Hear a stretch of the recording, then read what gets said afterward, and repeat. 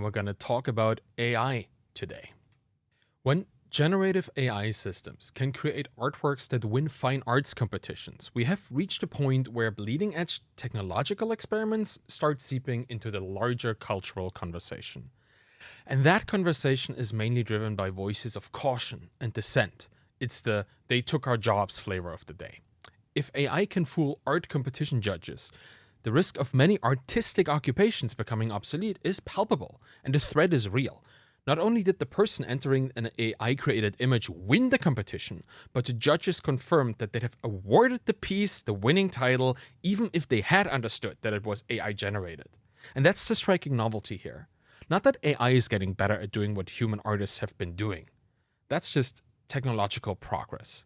But we've reached a new plateau when the cultural arbiters who we trust to guide the distribution and attention and reputation within our society start treating the results of prompting an AI the same as crafting a delicate piece of art.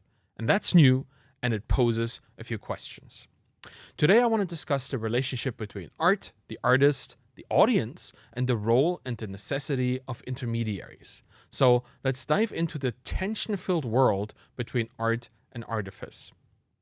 A work of art, at least that's what it's been widely defined as until this point, is a manifestation of a creative expression by an artist, created in a particular medium and usually meaning to invoke something in the people perceiving it. And I know this can be a very reductive definition because any attempt to confine art into a category defies its capacity to subvert and elude being defined. That's what art is. It's a forward-facing idea.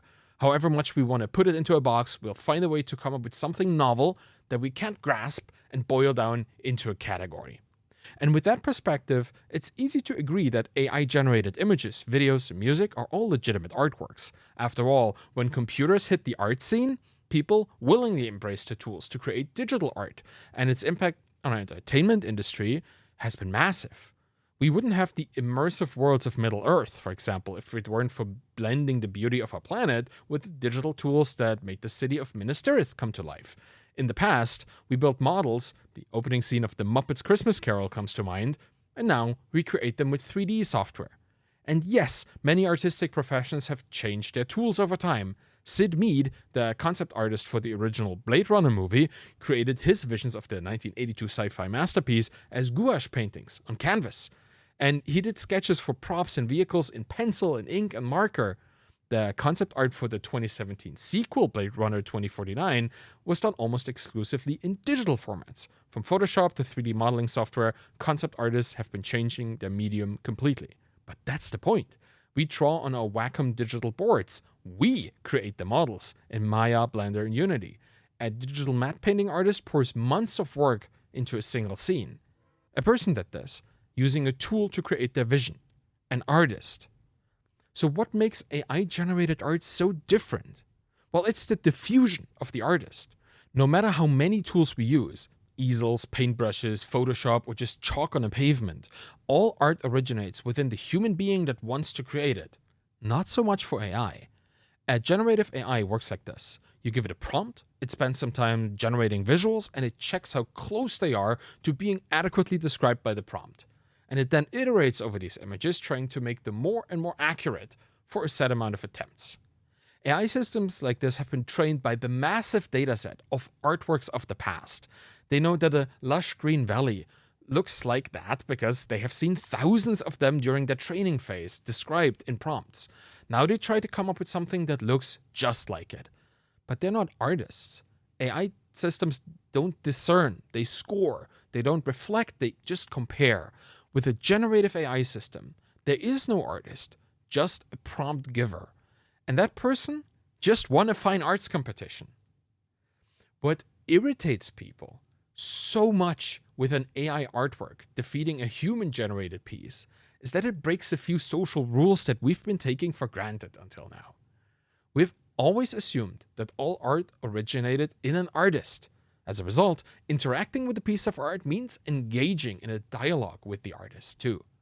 But there's very little dialogue to be had when engaging with Mr. A lush green valley surrounded by mountains, HD, photorealistic, 500 pixels wide.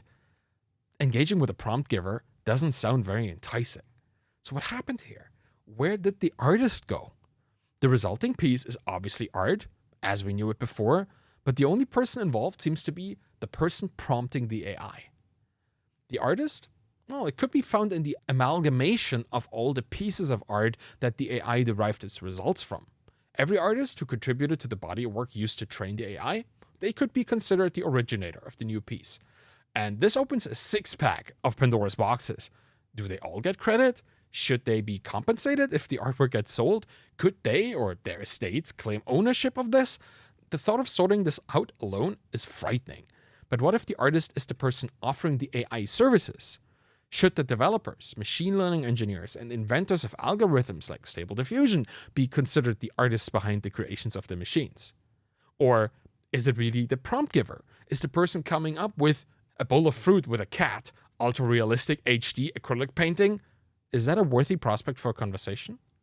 3 options. None of them are very exciting. Because while all 3 parties were involved in making the AI-generated piece, one thing is missing. And I believe that what annoys us the most about this situation is the absence of struggle. When we look at magnificent art, we understand that it didn't come from nowhere.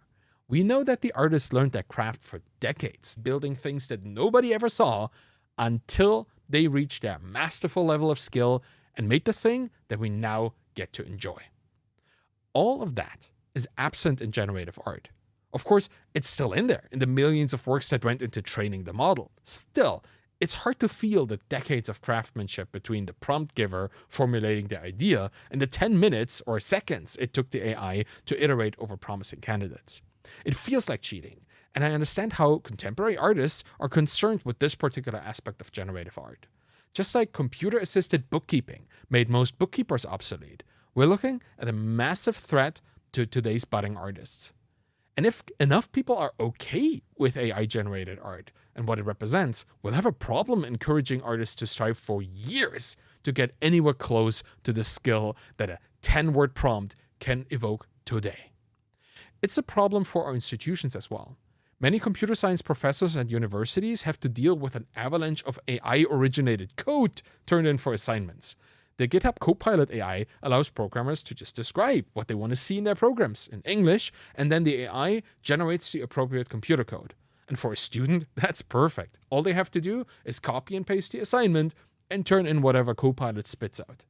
This approach circumvents any potential deep understanding of the inner workings of the technology, but cynics remark that a world with sophisticated code generators might not even need coders anymore.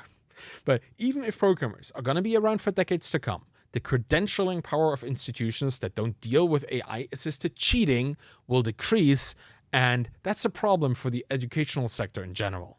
So no matter what field generative AI is used in, it's upsetting long-established practices, institutions, and professions. And one thing that keeps me positive throughout all these challenging thoughts, as novel as it might seem, all AI-generated work is derivative.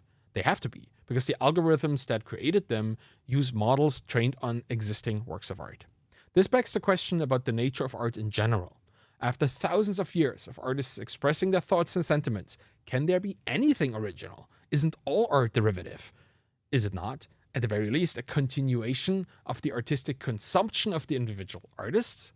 Consider a musician that loves progressive rock. You can be reasonably sure that they've been influenced by successful musicians in their field. They'll create music that sounds a little like Rush or Pink Floyd, or maybe they want to sound different from their idols and make sure not to remind their listeners of them in their music. No matter how you look at it, they're influenced by the artists they studied and enjoyed in the past. The work they create will contain traces, through imitation, interpolation, or in its absence, of the works of artists before them. Now imagine a musician that has been influenced by every single artist who ever lived. They have studied every single song ever written in great detail, every new song that gets released, and nearly one new song gets put onto Spotify per second gets worked into the training material of the AI eventually. It contains everything, and it knows nothing. An artist is inspired by others. They seek things that excite them and dismiss things they don't resonate with. The unique consumption journey of an artist is full of choices choices that were formative in what they include and what they don't. An artist's work is permeated by their perception of the art of others, and it finds its shape by incorporating the unique life experience of the artist. And a machine has no unique life experience. It has no emotionally charged history that impacts its work. It doesn't wake up after a nightmare and begins to write down the plot to a horror novel. No machine takes a shower and then hums a melody vaguely reminiscent of Debussy, but draws emotional potency from a recent heartbreak they had. Machines don't do that. Emergent thought, or thought of any kind, is alien to the machine and deeply familiar to humans. It's something we can all relate to. And that's where we find the divergence here that irks us so much. When we look at a Renaissance masterpiece in the museum, Mona Lisa or Statue of David, we see the master painter or sculptor and we connect with their humanity. What was their life like? Who prompted them to spend months on their masterpieces? Who paid them? Who inspired them? We care about these things because we see the work of a human in front of us, a flawed human with human needs embedded in the flawed human society.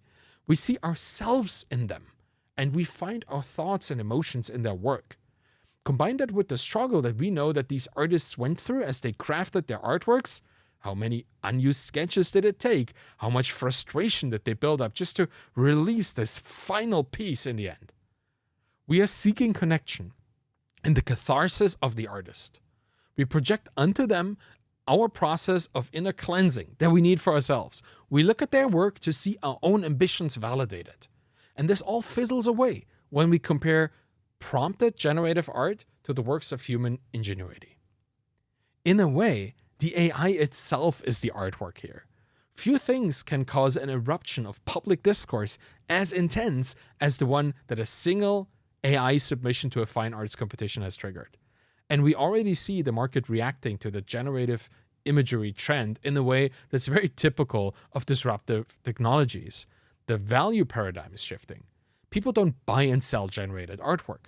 They instead start selling quality prompts that can reliably produce great artwork through generative AI systems. There's something mystical about crafting the perfect prompt. It takes a lot of experience to guesstimate what the model might come up with. Prompt engineering is quickly becoming a field of consulting and expertise. And I'm excited to see where this field will take us. I can imagine companies of all sorts employing prompt engineers for all kinds of generative AI interfaces. The marketing division needs a good visual idea for an ad targeted at millennials. Get the prompty and have them return with 20 dall-e pictures within the hour. Need some copy for the newsletter? The prompty will send you some ideas provided by Copy AI in 10 minutes. For one, I hope that the prompty's suggestion will be the beginning of a creative process and not the end. We have jobs like that already. A software engineer is really a writer for text that machines understand. Screenwriters create elaborate prompts for actors to fill in with their art. Every cookbook is a collection of prompts that results in many different variations of meals. It may never have been as clear as with generative AI, but prompting has been around for a while. And even if the artist is reduced to just being a prompt giver, they won't lose their uniquely human capacity for conceptual reasoning that results in a wildly creative prompt. A seasoned writer will prompt differently than a complete novice. There's expertise in prompting. We will find nuance and specialization in this fledgling field and opportunity. Founders will create tools, platforms, and communities around interacting with generative AI systems, just like they've built for popular services, APIs, and e-commerce platforms already. We're in for a wild ride. We'll see businesses we couldn't ever have imagined a decade ago become household names in our creative communities. We'll see art, artistry, and being an artist redefined as we explore these new tools. I recommend checking them out. Midjourney, dall-e, Stable Diffusion. These will be the equivalents of Lynx, Netscape Navigator, and Mosaic, tools that spearheaded the browser revolution. A bit hard to use, painfully incomplete in retrospect, but formative for a whole new way of communicating with the world. There will be other tools too, but the direction is clear. Creativity is shifting from flawless execution to flawless instruction. As artists incorporate AI-assisted steps into their workflows, we'll have a harder and harder time recognizing where the AI ends and the human touch begins. And just like we've accepted Photoshop and Blender to be a progressive iteration on pencils and sculpting tools, we'll find a place in our cultural hearts and minds for generative AI. Because It's already here, and it's winning prizes.